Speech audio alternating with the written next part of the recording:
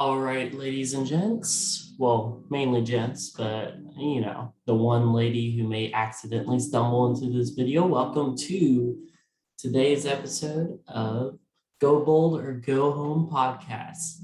We're going to keep this quick and sweet because it's been a crazy week, not only in the football world, but in my world. And my world is the football world. So let's go ahead and hit edit.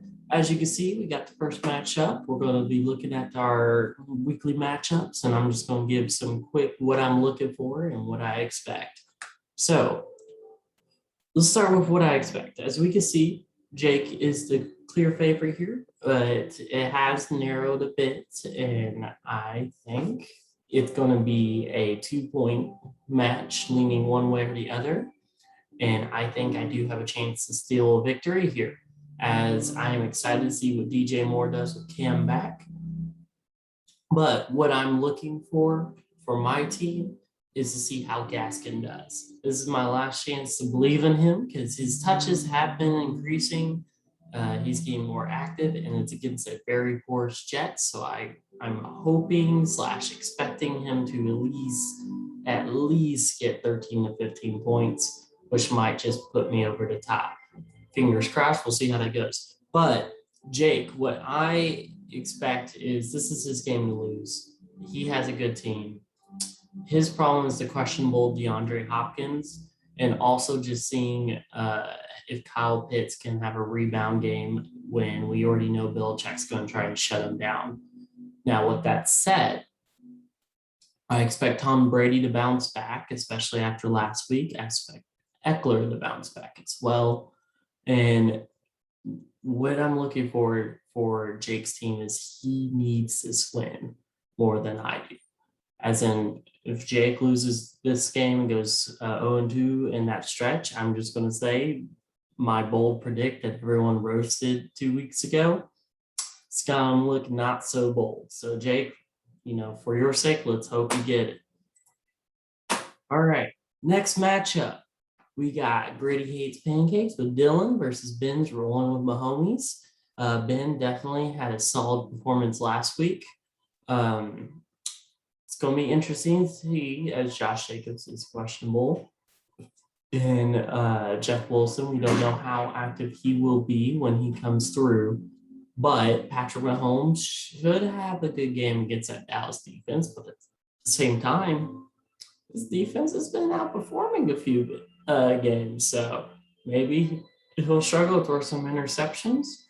But I expect CD to go off this week. And I also expect David Montgomery to have a solid week as well.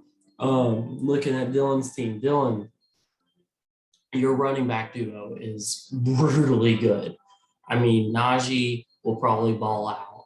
If we remember, the Chargers have given up a good amount of fantasy points to running backs this season. And then Jonathan Taylor, now that will be an interesting matchup against Buffalo's defense. I'm very interested to see how he does, but I still expect him to get plenty of touches, plenty of times to score. So in the end, I do think this is a solid win for Dylan, and he's going to take it. But what I'm interested to look for is see how T. Higgins does for Dylan, getting that wide receiver start. I think he's got a chance for a big game against Las Vegas.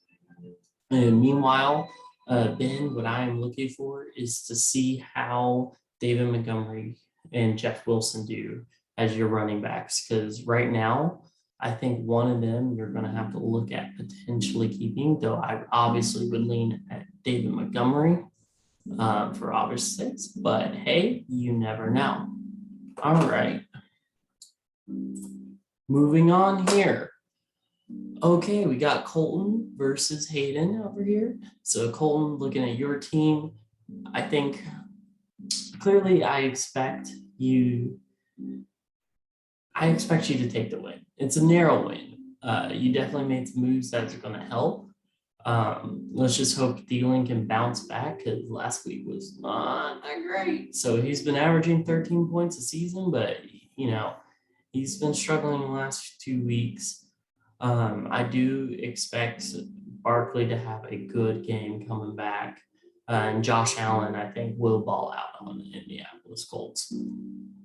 Kenyon Drake, I know it's more because of bye weeks and injuries, but I mean, it's not the best flex you're going to have. But if Jacobs is limited, it'll be a great play, and that will push you over the top. So I'm interested to see how that matchup goes and how Kamara comes.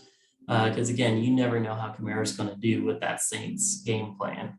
Now, looking at Hayden's team, Hayden, this is where Hayden can still. Hayden's path to victory is going to be how will Kansas City use Darrell Williams with CEH coming back, and if Dak Prescott can ball out against a poorish Kansas City secondary, and if he does, that's the path to victory for Hayden. So I think Hayden's team's going to. What I'm interested to see is how much boom or bust his team's going to be this week.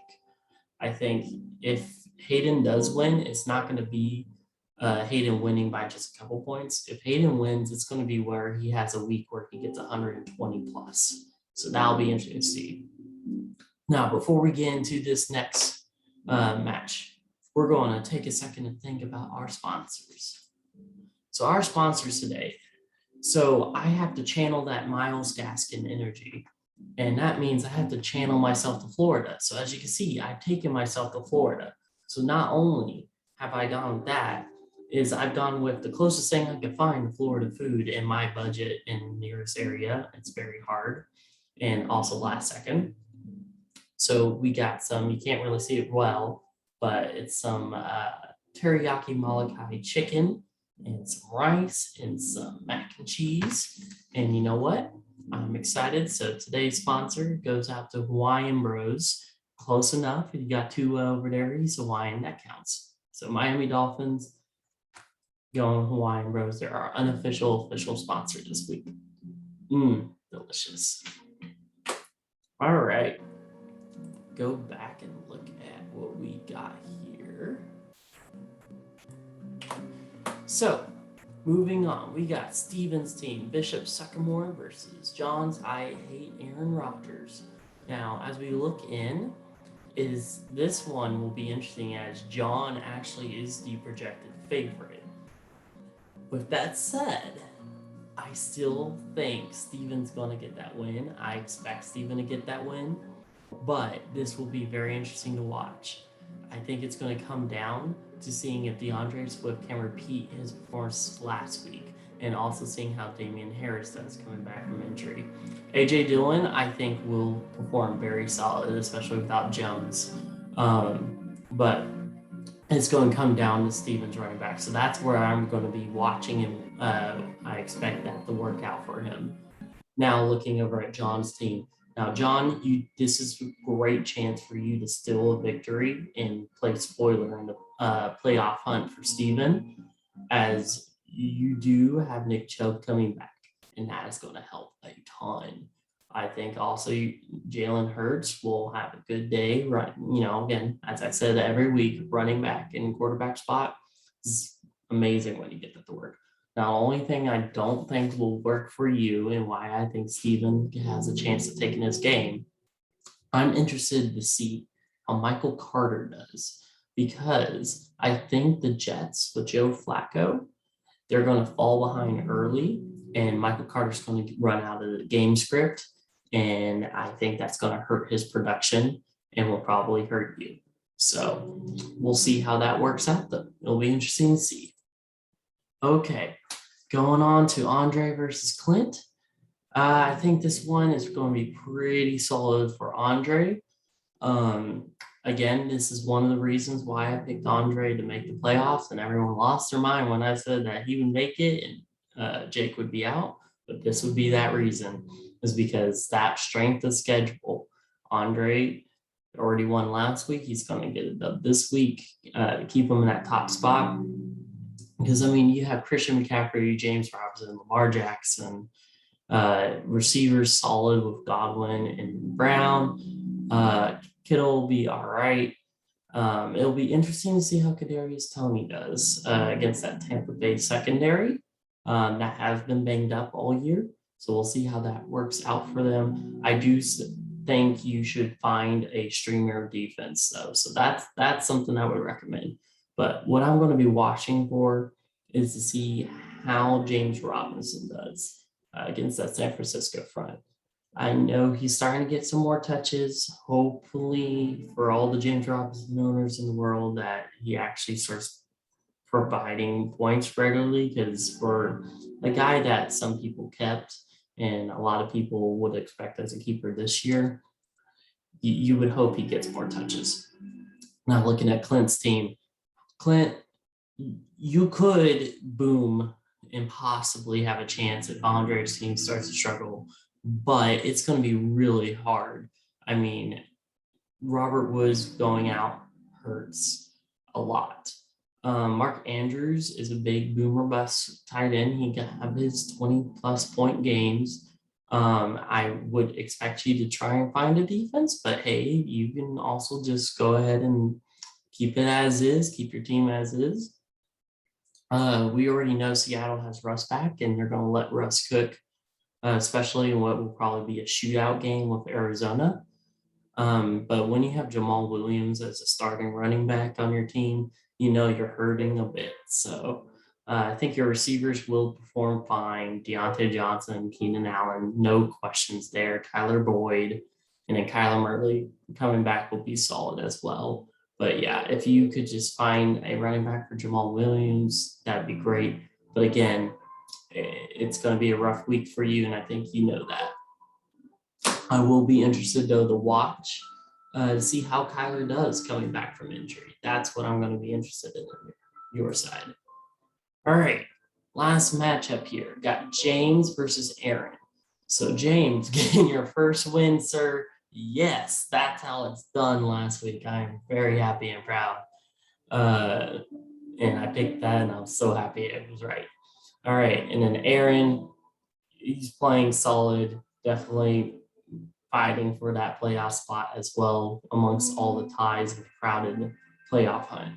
I think, though, we all can agree when Aaron is projected to win by almost double the points with a -50 on his point spread, it's pretty insane. But if you look at his team, you can see why. He was smart, got Dante Foreman before anyone else. And we now see that Foreman is going to probably be the lead back for Tennessee. And then you have Zeke, who's probably going to have a good day against a porous Kansas defense. Derek Carr will be interesting. Traded for him. We'll see how he does at quarterback. He had a great start to the year, and I think he had a rough patch, but he could definitely come out of that well. Travis Kelce, we'll see how the Dallas defense handles him. But I mean, Devontae Adams finally has Rodgers back. You have Deebo Samuel, who's been going off now. And that Bills defense has a tough competition this week, but I think they'll be fine. What I'm interested to see, though, is Dante Foreman again. Like I mentioned, I want to see how he keeps getting used. Is he going to clearly take over that number one role until Henry comes back? Or if it's still going to be more of a split carriage. Now, looking over at James' team, James, I think Gainwell projected 0.8 points. I would maybe, if you're listening or caring, I would try to put even Ronald Jones in or Murray. But yeah, as you can see, your options are very limited. So maybe you can find someone on the waiver wire to add in last sec. But hey, you just build for next year. I want to say it every week. I guess the one thing I'll say that I'm interested to look in is Tannehill without Henry has been playing pretty well. So I'll be interested to see how he keeps playing the rest of this year. So. All right, guys, so that has been this week's episode.